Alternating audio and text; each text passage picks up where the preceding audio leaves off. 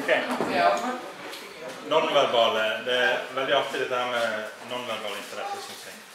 Bortsett fra dette her med øyenkontakt, så det to ting. Nei, det en ting i alle fall som veldig sånn du viser interesse. To ting, eller flere ting. Kan dere komme på det? Andre nonverbale ting som vi gjør ofte helt automatisk, men vi kan godt passe på å gjøre det da. Hvordan viser dere at dere følger med? Nikke. Aktiv lytting. Ja. Ja, det gjør du verbalt på en måte, men nonverbalt. Så nikking tror jeg noe av det mest universelle greiene når det gjelder å vise at du med. Du nikker litt i rytme til pasienten og så videre. Psykologer blir yrkesskadet, så de sitter og nikker til seg selv. Husker første ekte psykologen som jeg snakket med var professor i Bergen. Jeg skulle bli støttekontakt, og hun var den som var psykologen på det bane. Hun satt og snakket og så sa til seg selv. Det alt hun hadde sagt. Det var noen rare folk, altså. De sitter og sier til seg selv. Og så sitter de og sier, ja.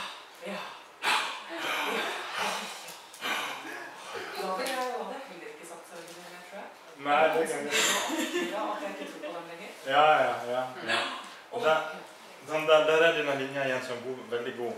Eller,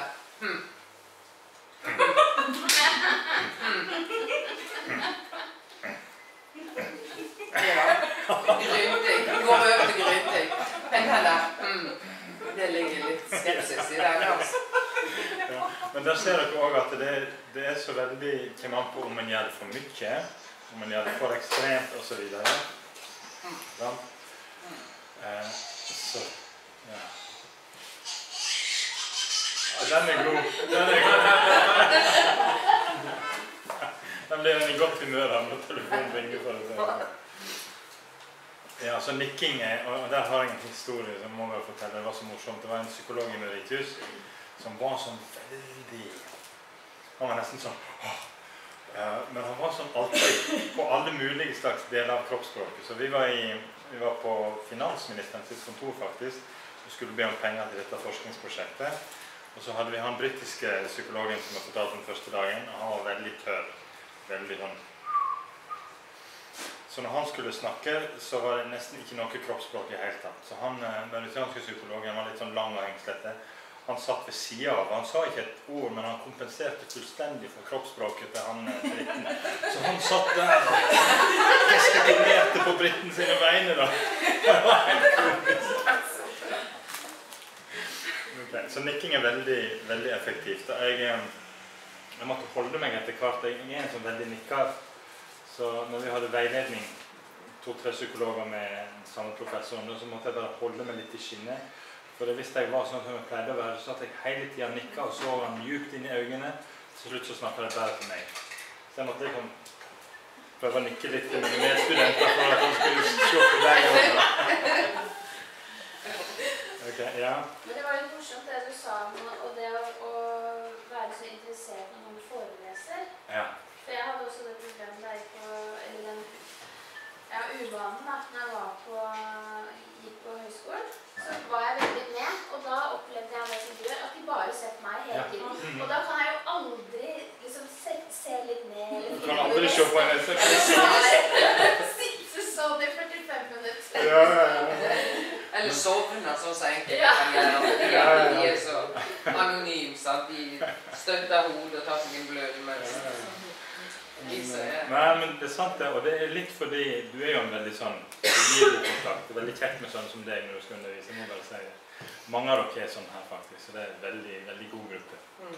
Men det er sant det er ofte så få som gjør sånn, at du skiller deg helt ut hvis du er veldig sånn interessert. Sant? Så ok, men det er en ting til som jeg synes er veldig viktig, og som jeg nok kan jobbe litt med og være litt oppmerksom på. Og hva er det?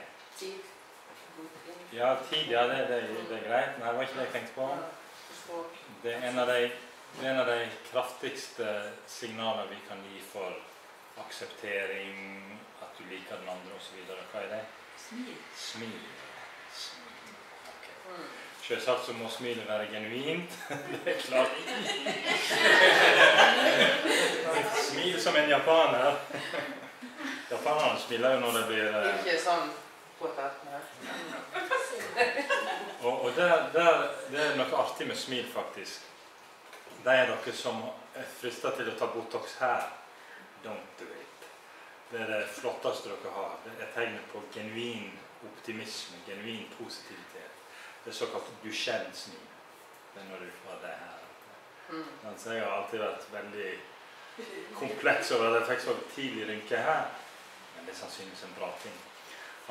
Martin Seligman, som har 3 gode ting og disse her, det har jo forskning på sånne high school-bilder, å smile på kommando. Og det ikke så veldig vanskelig å skille såkalte Duchenne-smil, altså de som har smiler med øynene, og de som bare smiler med munnen. Og når de delte gruppa i 2 sånn, så hvordan den psykologiske helsa var til de som hadde Duchenne-smil, og de som hadde ikke Duchenne, altså de som bare smilte med munnen, så at de som hadde Duchenne hadde det mye bedre. Det kunne vise det statistisk, at det å smile og smile med øynene, at det var bra. Så smil gjerne hvis dere føler for det, smil. Jeg har en nabo som fra Nederland, og jeg tenker, han hadde vært en behagelig terapeut å komme til. Han smiler nesten hele tiden. Han har vært fin julenisse også, han smiler hele tiden. Og jeg tenker, det hadde vært kjekt å ha deg som terapeut, altså. Så smilende, så positivt. Så ikke vær redd for å smile. Bortsett fra når pasienten forteller noe veldig trist, da. Sånn at dere må på en måte følge med litt grann og si, jeg tror vi kommer til å dø i dag, ja. Noen kan jo faktisk bli litt provosert. Av et smil. Av og til, ja. Fordi de har det så dårlig selv, og det er helt ræva, så her sitter du og smiler i hvert fall av dette. Og det er faktisk en veldig viktig kommentar midt i alt dette her om, sånn at vi snakker i det kurset nesten om positivitet hele tiden. Redefinere ting positivt, kjøre positivt i det negative og så videre. Og akkurat som pasienter kan bli litt provosert av for mye smiling, så kan det også bli provosert av for mye positivitet. Det føles som du ikke forstår noe som helst, og ikke skjønt noe når du skal bare finne positive ting i all jævelskapen din. Ja. Og hvis en er veldig optimistisk i forhold til Swish og liksom sier, ja, kom igjen, dette her skal vi få til, og dødsangsten din skal forsvinne med en gang, og så videre. Jeg risikerer det at jeg snakker bak dere med andre pasienter og sier, han er ikke riktig klok. Så han tok ikke meg på alvor i det hele tatt. Ok, så nå kommer vi til det metakognitive, normalisering. Altså mange tror på andre ting enn det vi tror på. Og jeg tror det å ha bodd i en annen kultur, hvis det er en del av dere som har gjort det, da har dere en fordel. For dere har sett det sikkert at det er mange som tror på alle ting i andre kulturer. Og jeg håper at dere blir litt sånn ydmyke i forhold til det også. Og jeg merker det at når en bor lenge nok i en kultur, jeg har bodd i Mauritius i 14 år, så blir en faktisk litt påvirket av de tankene som er rundt den. Jeg ville blitt veldig bekymret hvis jeg så et knust kokosnøtt i hagen min, for å si det sånn. Så ville jeg tenkt, oi. Hæ?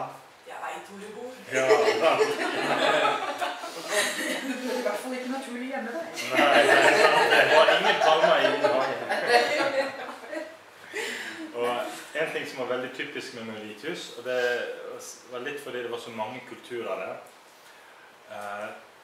det var at det var et spørsmål som vi ikke kunne bruke. Vi hadde noe som heter Schizotypal Personality Questionnaire, som han kjedelige britten hadde utarbeidet da. Der du spør om alle mulige sånne små paranoide ting og sånt, og så spurte vi, jeg stoler ikke på folk på jobben min.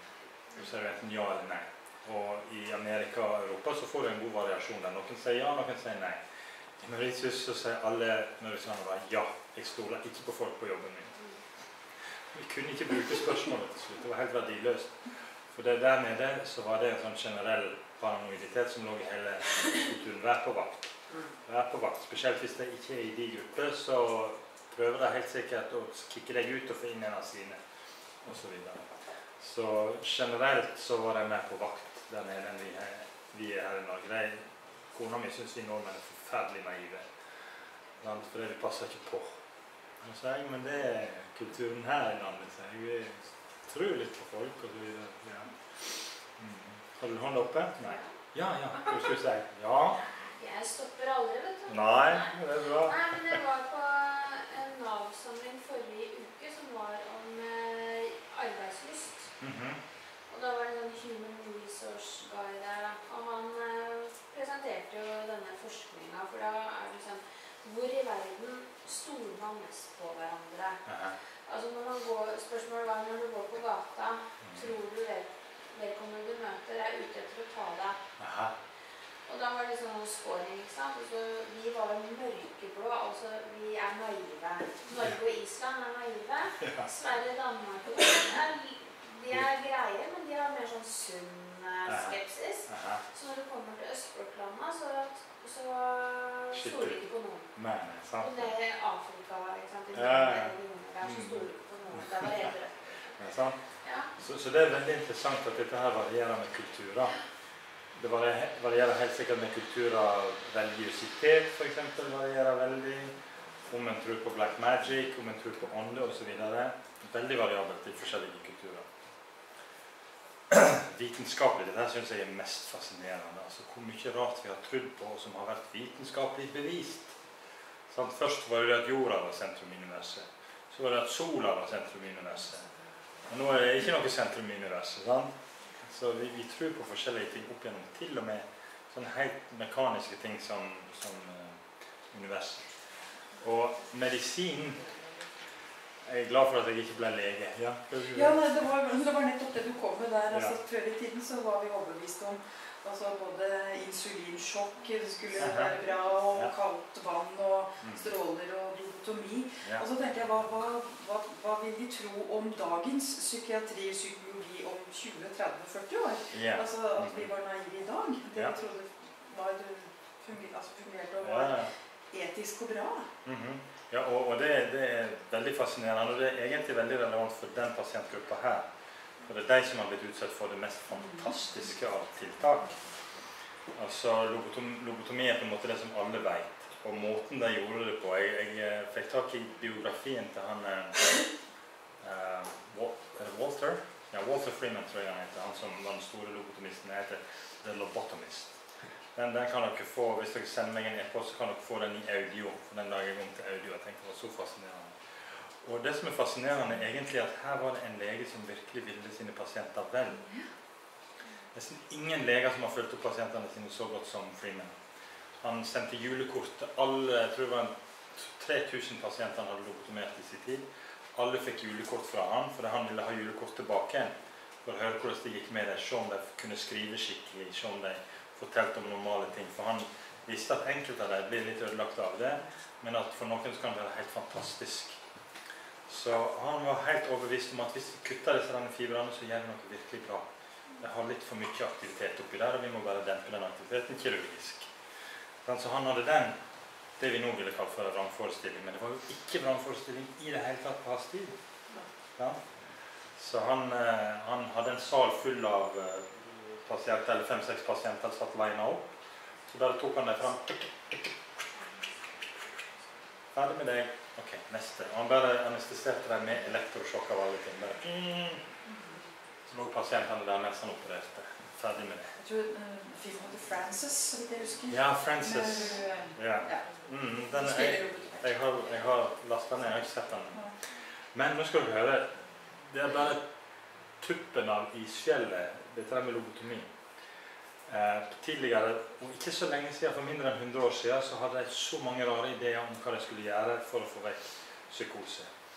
Og av det mest ekstreme så var det såkalt hydroterapi, ekstrem hydroterapi. Hva går det ut på? Jo, det går ut på at du drukner pasienten. Så de strepper deg inn i kistelignende sak, og tyskerne var spesielt gode på dette her. De laget en mekanisk innretning sånn at alt var helt kontrollert. Så de setter deg på en sånn rutsjebane, altså la deg inn i den kista bak deg fast, setter deg på rutsjebane sånn at det bare rutsjer ned i vattnet, under vattnet. Og så hadde de kriterier for hvor tid de skulle ta deg opp igjen, det var når det sluttet å boble fra kista. Da tar vi deg opp igjen, veldig fort, og så gjenoppliver deg igjen. Veldig rolig etter det.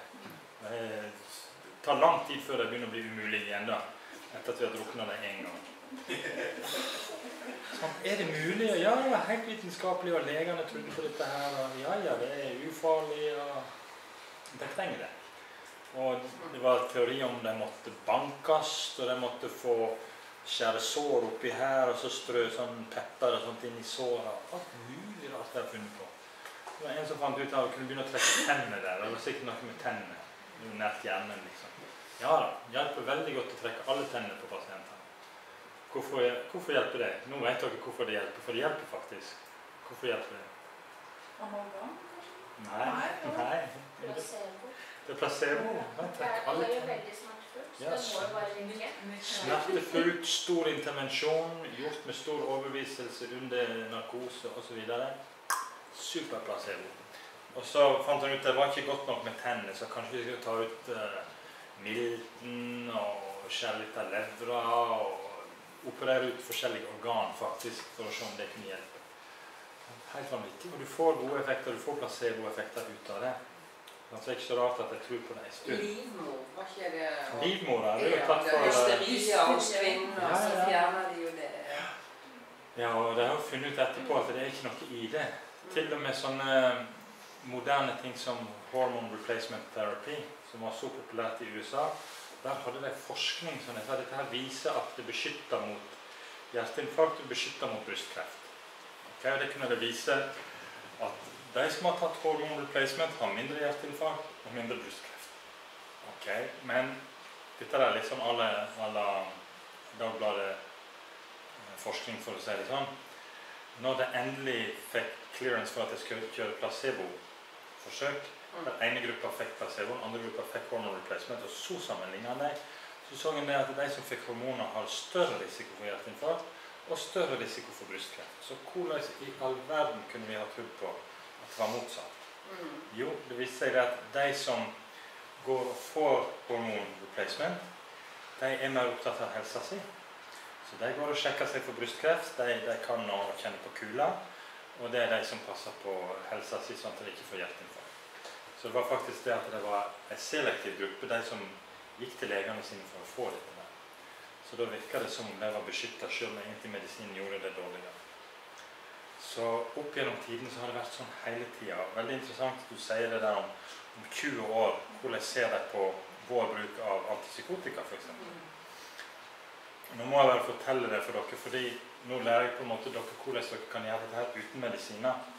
Og jeg er helt sikker på det at hvis jeg hadde fått en schizofren pasient i dag, så skulle jeg klart å få den pasienten ok uten en eneste medisin. Og det gjør de faktisk oppe i Finland. Har du hørt om det? Seikola? Jeg tror jeg må på besøk av en dag, altså. For der har det 80-90% tilbake i jobb eller studier av de som har fått psykotiske gjennombrudd for første gang. 80-90%, så det slår til og med utviklingslandet, for å si det sånn. Deres filosofi er minimal med medisiner. De bruker det litt, det kan jeg tenke meg på samme måten som vi ville brukt smertestillende. At er det for gale, er du for agitert, er du for stresset for å si det sånn, så kan du få det for en liten periode, men vi satser ikke på at dette skal være permanent. Så fordi altså de medisinene som vi har i dag, det var så flott når vi fikk Suprexa, Abilify og de nyere antipsykotika. Da var plutselig de gamle som hallo, nei, det var så forferdelig medisin, fordi de nyere liksom skulle selges da. Og så viser det seg det at Suprexa, Abilify, Seroquel, ja, alle disse der, det fører til noe som heter metabolsk syndrom. Det har dere sikkert hørt om. Det øker blodsukkeret. Folk blir skikkelig feite på det. Det kan legge på seg 1 kilo i veka. Og det er ikke bare det at vi har disse fæle måneder, men det dør gjennomsnittlig opp til 25 år tidligere enn befolkningen ellers. Det er en vanvittig katastrofe at du kan gi medisiner som forkorter livstiden med 25 år. I et studium som de har gjort i Amerika, så tenker jeg at kanskje det er enda verre. Pasientene ble ikke i akkurat det spesielle studiet, så ble ikke det eldre enn 41 år gamle når de hadde begynt tidlig på antipsykotika. Den nyere antipsykotika. På den måten så var Haldol og disse der mye bedre. I tillegg til det, som om ikke det der var nok, så har det nå vist at det fører til skrumping av hjernen, det sa jeg vel i siste gang. Hvis en kjører dyreforsøk, så kan det skrumpe opp til 10% på ett år. Hjernen, altså mister hjerneceller rett og slett. Det er vanvittig. Sant? Det er det jeg kommer til å si om noen år.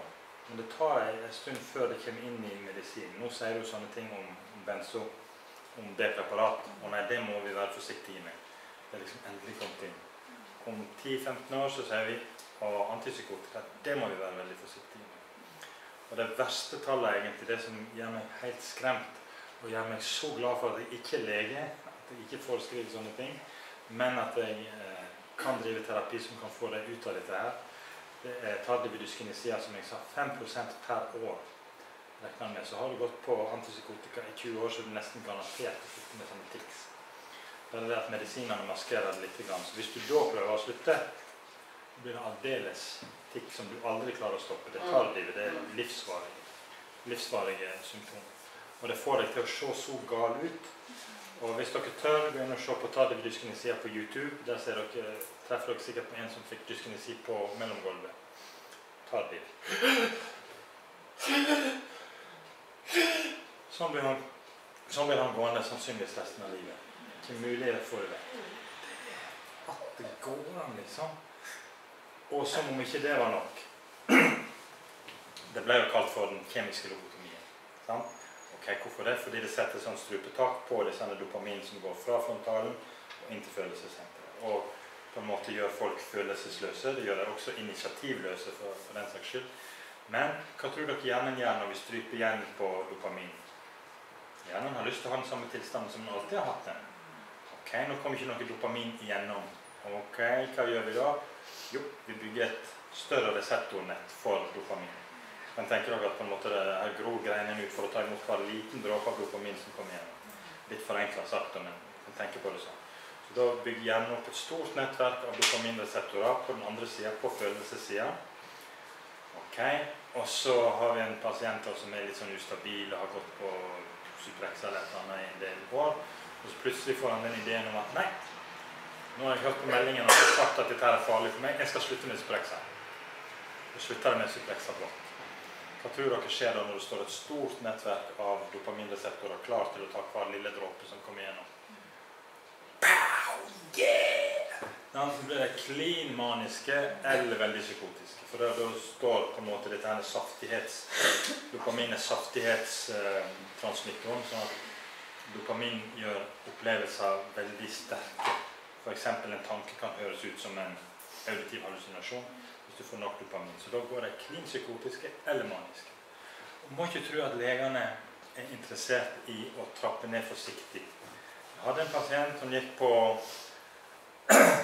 på Trilafon, som en av de gamle, injeksjon. Og hadde lyst til å trappe ned, og legen var enig i dette der. Og så hadde hun fortalt meg det at nei, nå hadde det bare utsatt injeksjon i 2 uker, sånn at hun hadde 4 uker mellom den 1 milliliter injeksjonen i stedet for 2 uker. Jeg tenkte, nei, ja, verden, hva jeg driver på? Nå var det en feil, så jeg ringte til psykiateren som hadde gjort dette. Og så sa jeg lurer på en pasient, det hadde vært veldig fint om vi hadde trappet litt her ned, veldig, veldig forsiktig. Nå har vi muligheten, vi kan gi henne 0,95 milliliter, 0,9 milliliter, 0,85 milliliter og så videre. Trappe veldig sakte ned, kanskje over en 6 måneders periode. Hun hadde gått på dette her i årevis. Ja, det var jo veldig rart at du som psykolog skal fortelle meg som psykiater at jeg skal trappe ned sakte. Nei, hun fikk ikke til telefon før hun hadde gått 4 uker igjen, og før den 4 ukene var oppe så var hun klin manisk og innlagt igjen. Helt klassisk. Du kunne bare se hvor det bygde seg opp. Nei, nå skal jeg... Da fikk hun en annen gang, hun fikk Sisodinol eller noe sånt i stedet for. Men hadde den bare trappet ned sakte, så hadde dette gått. Så selv om dere blir motivert for å hjelpe folk til kanskje å trappe ned etter hørt på meg, det må gjøres veldig, veldig forsiktig, for ellers blir det krise de luxe. Og så tror alle folk at han trengte faktisk medisin. Se hvor psykotisk han ble da, når vi trappet ned. Okay, så dette er nok vår tids mange forestillinger, for å si det sånn. Gjelder det all form for både antipsykotika og ja, alle medisiner antidepressiva de må trappes ned veldig forsiktig, veldig sakte. Og ikke hør på leger. Ikke hør på leger. de seponerer jo faktisk. Brått. Og for enkelte så går det, av og til så går det bra. Men det er nesten garantert at det går dårlig hvis du gjør det fort. Så tommelfingerregel er 1 måned nedtrapping per år du har gått på medisin. Så da kan det være snakk om 1 år nedtrapping, selv om du ikke står på mer enn 20 milligram. Så bruk 1 år på å trappe ned 20 milligram. Da pleier jeg å si at vi kunne gjort det helt vitenskapelig ved å løse opp medisinen i kanskje 10 ml vann. Det er vannløselig de fleste av disse medisinene, og så tar vi av 0,5 ml for eksempel, og så kjører vi på det i en uke. Det går an å gjøre. Jeg hadde noen leger som jeg diskuterte dette her med, og de hadde måttet gjort det sånn for en stomipasient. Nei, det var ikke stomipasient, men det var en som måtte ha maten sin gjennom sånn det. Så de måtte ha det flytende, og så det gikk veldig fint. Så det kan være en måte å gjøre det på. Ellers så sier jeg til pasientene mine, skrap litt av med en kniv, der noe støvkorn. Skrap av tabletten, så er du på nedtrappingens vei. Og den der tabletten skal ikke komme ned til 0 før det har gått et helt år. Ok. Ja, det gjør det som regel litt fortere enn jeg sier da, men det blir i hvert fall mye saktere enn legene gjør. Så det er vår tids brannforestillinger som vi kommer til å le av om 20 år, eller kanskje vi gråter av det heller for å se det sånn. Det blir et problem når det hemmer oss i livet.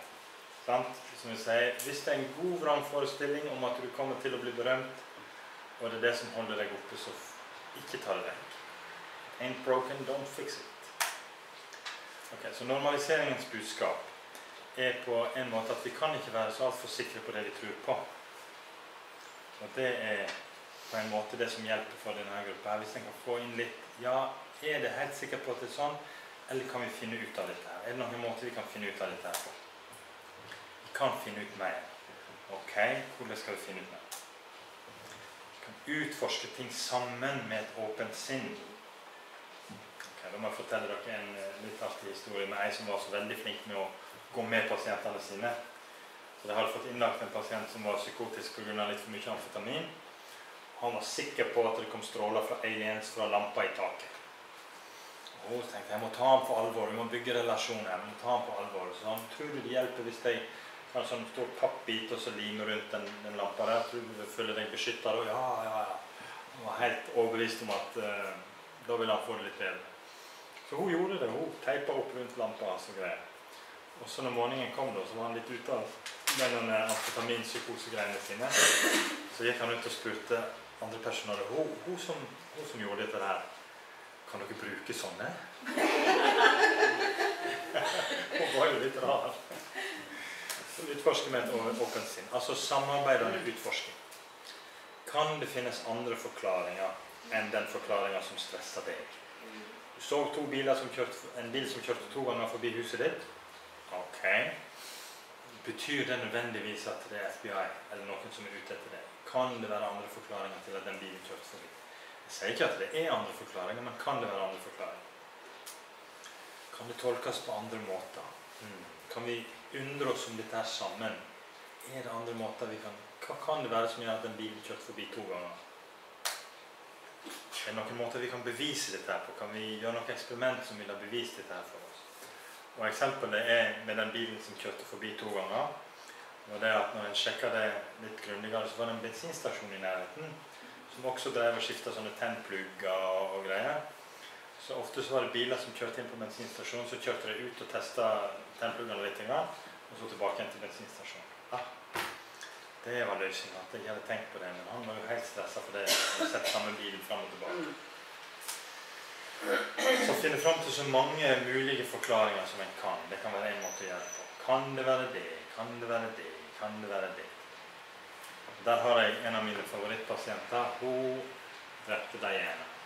Det var hun som hadde drept Diana. Det var hun overbevist om. Det høres veldig negativt ut, men det gjorde jo hun til en veldig berømt person på en måte. Og hvordan hadde hun drept Diana? Det synes jeg var utrolig fascinerende. Hvordan hadde hun fått til det i hodet ditt? Jo, hun hadde drømt en drøm om at Diana ble drept. Og så dagen etterpå så ble hun drept. Ok. Ja, men hvorfor er det du som har gjort det da? Jo, da var det de som hadde drept henne hadde fanget opp drømmen henne som telepatisk og fått ideen om at de kunne ta livet av Diana. Så det var hennes feil. Det er god fantasi, det må jeg bare si. Så der tenkte jeg, ok, nå skal jeg gå med om et lite stykke for å få en liten sånn brettstand for å kanskje overbevise om at hun ikke var skyldig. Og så sa jeg, ja, jeg har lest om sånne ting. Jeg har lest om, da hadde jeg nettopp lest en bok som heter Through the Time Barrier, der et av forskningsprosjekter var at en sjekket alle fly, båter og tog og så videre som har fått ulykke. Og så sjekket en hvor mange passasjerer som var på disse båtene og flyene og sånn. Så viser det statistisk signifikant, som vi sier, det er færre som er på ulykkesbåtene, ulykkesflyene og så videre. Ok, det kan kanskje være flere forklaringer, men en forklaring kan jo være det at en del får en slags intuisjon om at de ikke bør ta flyet akkurat den dagen, eller at de bør avbestille den billetten der. Så jeg sa det til henne, ja, dette der med å kunne se litt inn i fremtiden, det er visse ting som tyder på at det går an til en viss grad. Og opp gjennom alle tider i historien så har jo folk drømt om hva som skal skje i fremtiden. At vi har Josef i Bibelen og Mohammed og så videre.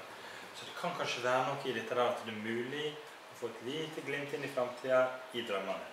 Så det er ikke helt usannsynlig at du kan ha drømt om det ene, fordi du på en måte har visst at det ville skje.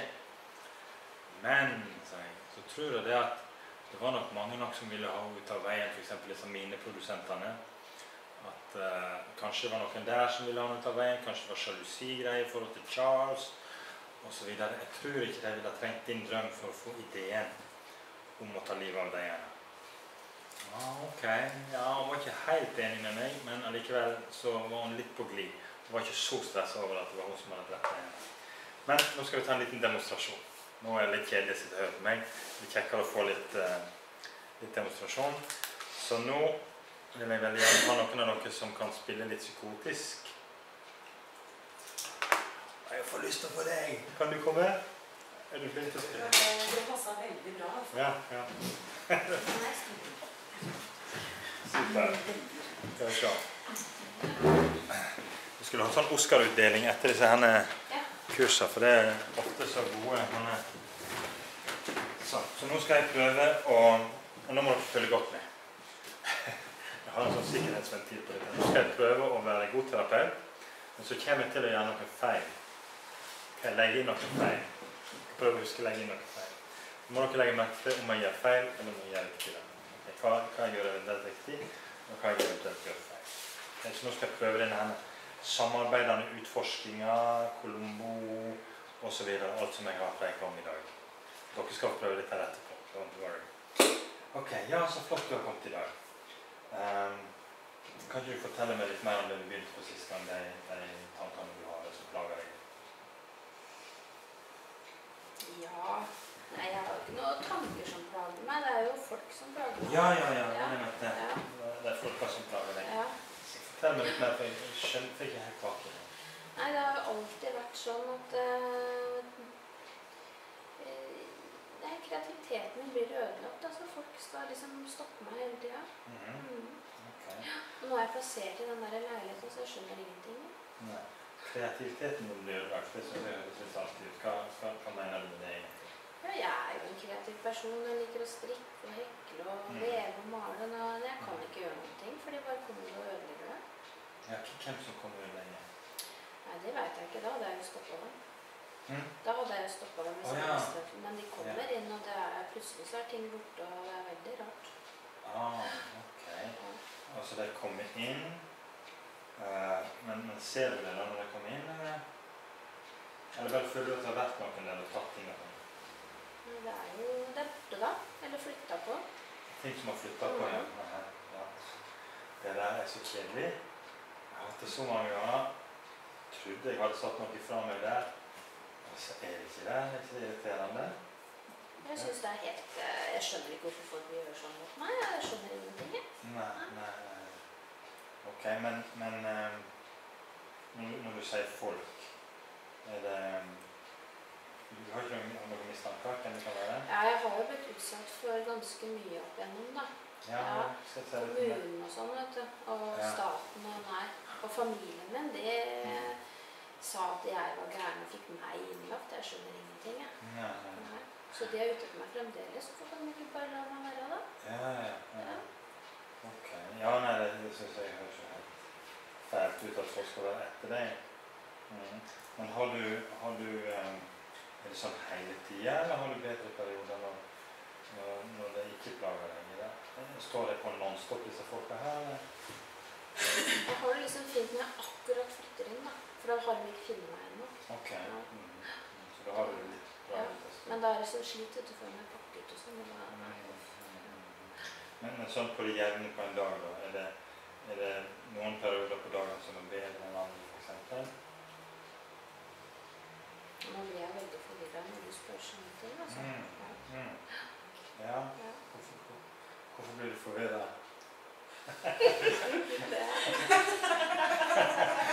Ja, nei, det må du fortelle meg om, for det høres litt rart ut.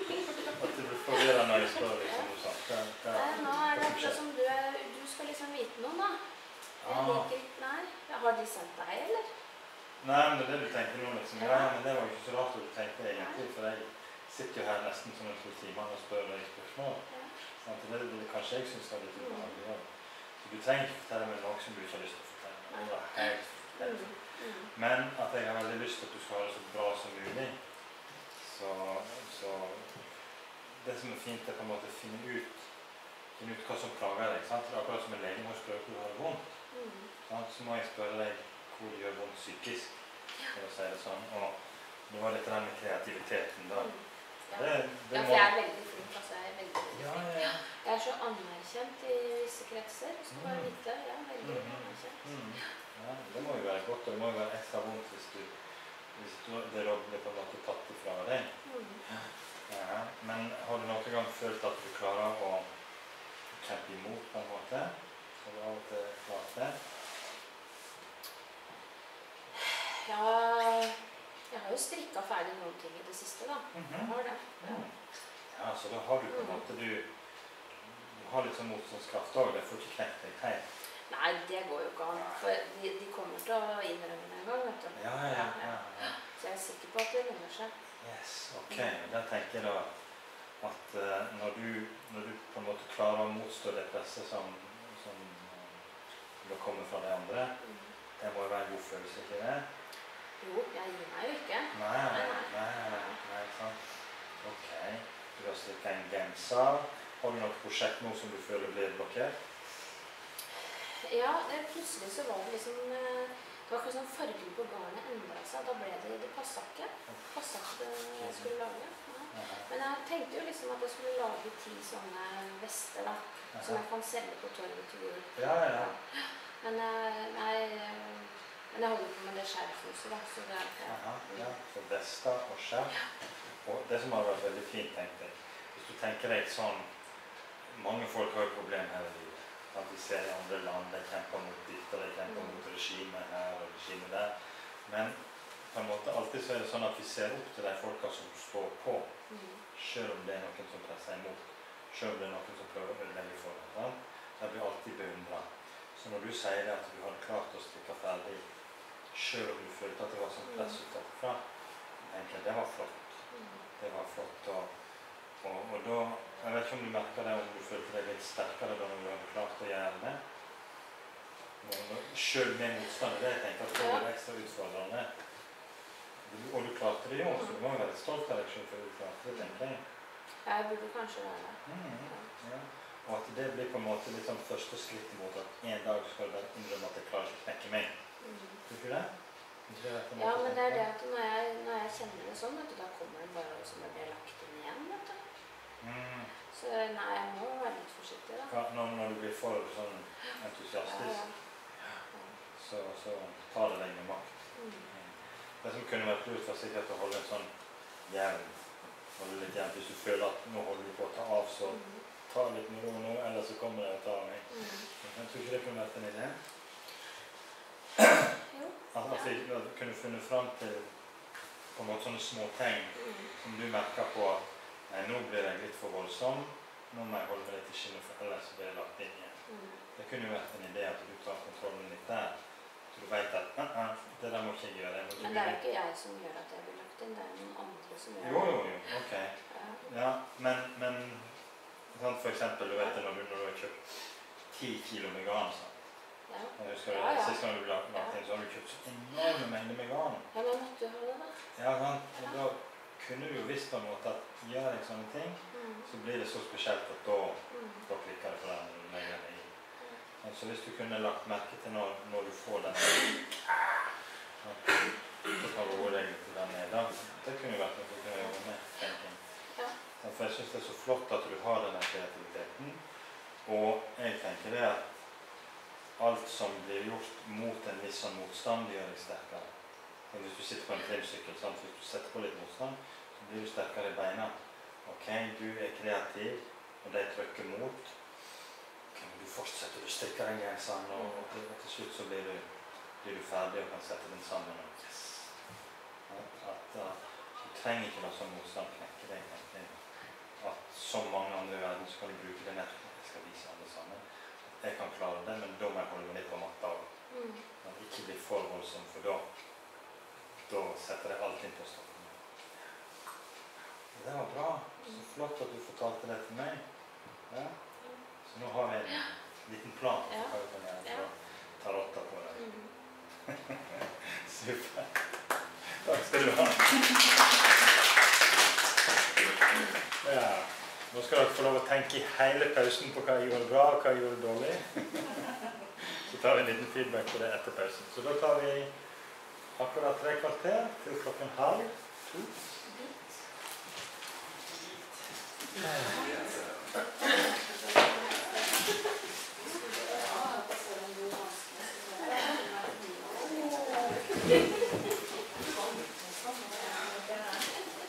Det var jo litt snill med meg, jeg må si det.